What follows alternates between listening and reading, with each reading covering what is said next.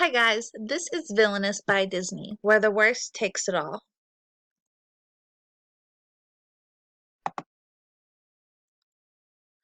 Villainous is a 2 or more player game made for ages 10 and up. That's the recommended age. I believe the reading level is probably a little bit below that. Currently, there are 12 villain options, so you could have up to 12 individual villains playing the game. The idea behind the game is that you choose a villain, and then based on that character, you are given a character objective separate from everyone else. Your goal is to be the first one to complete your individual objective while simultaneously interfering with the gameplay of the other characters. Prince John and his villain guide is on the right, and he is who I played as for this exploratorium.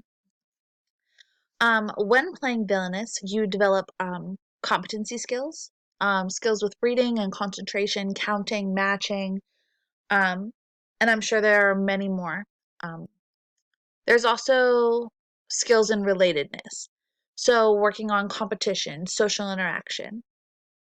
There's autonomy and choice. Players can choose characters, they can choose individual locations for turns, and they have a choice of actions on each turn. And lastly is chance. It's luck of the draw. There's a deck of cards that get shuffled. There are fate cards that are shuffled in and played. And then along with that social interaction and the chance, there is the option of another player impacting your game. With character choice, you have the option between Jafar, Ursula, King John, Maleficent, the Queen of Hearts, and Captain Hook. That's in the original game pack. The 2 expansion packs include the Evil Queen, Hades, and Scar, and then the second includes Ratigan, Yzma, and Dr. Facilier.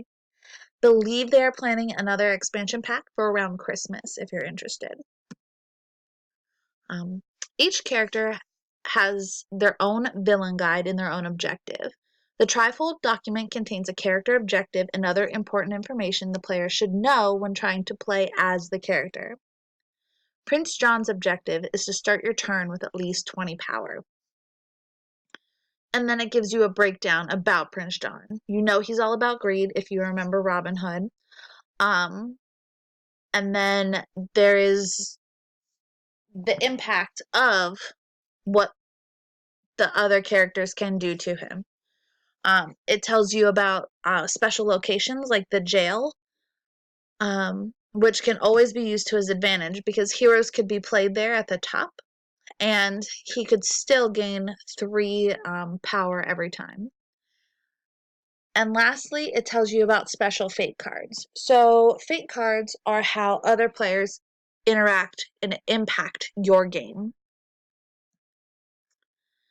So the board setup, you have a white deck of fate cards, you have a brown deck of player cards, and then you have your own individual game board with your objective on the left and 4 individual locations or spots that you can move your token. My yellow token is a crown up there on the top, or the side on the right. And you move them to each of those locations, and you can complete one of the 4 actions at the location. Your player cards are comprised of 4 different things. Condition cards, which require another player to meet a condition so that you can jump in on their turn and play. Ally cards, which defeat the heroes that are playing against you. Item cards, which help you to achieve your goal. And effect cards, which are also bonus cards that work towards you achieving your goal. Then there are fate cards. Fate cards are the heroes of the movie that play against the bad guy. So the people playing against Prince John are Robin Hood and Alan A. Dale and Maid Marian and King Richard. They all have an individual objective that prevents you from achieving your goal. Oh, don't forget that you need an opponent, a cute little Halloween fan club, and snacks if you are going to play this game. My rationale for choosing this game is because it's high interest. By choosing villains, players are encouraged to engage in devious actions, like baiting other players in order to further their game. This game also teaches players how to develop a strategy. Because each character has different objectives, the same strategy will not work for each player. The differing objectives also often interfere with other players' objectives, furthering the villainous title. You'll see over on the right, I am trying to fate my husband and prevent him from getting Peter Pan to take the hero role at the Jolly Roger.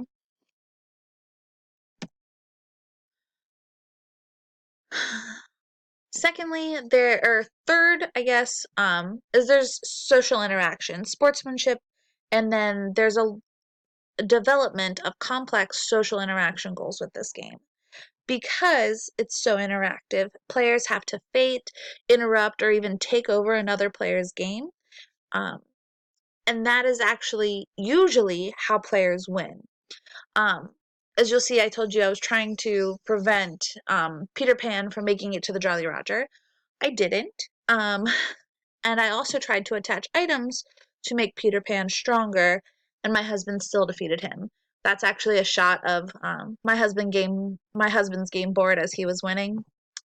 I won the second round though. Features of this game include a reference card, which tells you each villain's objective and reminds you of the symbols' meanings.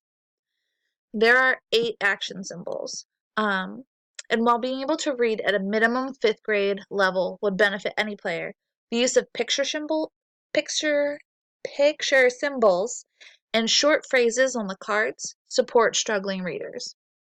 Also, there are only 8 actions, and while each player's objective is different, they can only complete it in one of 8 ways, so the action symbols never change. There's also an ease of play. Some character objectives are easier than others to complete. Playing as Prince John and only needing to collect 20 power is easier than playing as Jafar and needing to move items and heroes and hypnotize the genie after unlocking the Cave of Wonders. Another feature of this game is movie knowledge. Knowledge of the films increase the enjoyment of this game. This outside motivation keeps players interested throughout and gives them an idea of why each player objective is what it is. So knowing that Captain Hook must have Peter Pan revealed, unlock the Hangman's Tree to find Peter Pan, and then move Peter Pan to the Jolly Roger is very telling of the movie. And finally, workarounds and other options. One game could lead to 3 individual games. While you can still only have 6 players or 6 individual players, you could have 3 small games, 2 and 2. You could make it into 2 games of 4 and 2 or 3 and 3, and let students work in smaller groups or as a large group to play through the game. The last bit that I really like about this is the idea of how this game works. Is you have a character and they have things that help them, but also things that are working against them. And I think what I'd like to do to turn this, to make this relevant in my English classroom is figuring out how to create players for novels and having students complete individual novels and then have their characters play against each other. I think that would be a really fun option. And that is the end of my presentation. I hope you enjoy Villainous. I think it's a super fun game to play. If you would like to come play, my husband and I are always looking for people to come play the game with us. So we're totally open. I never win. So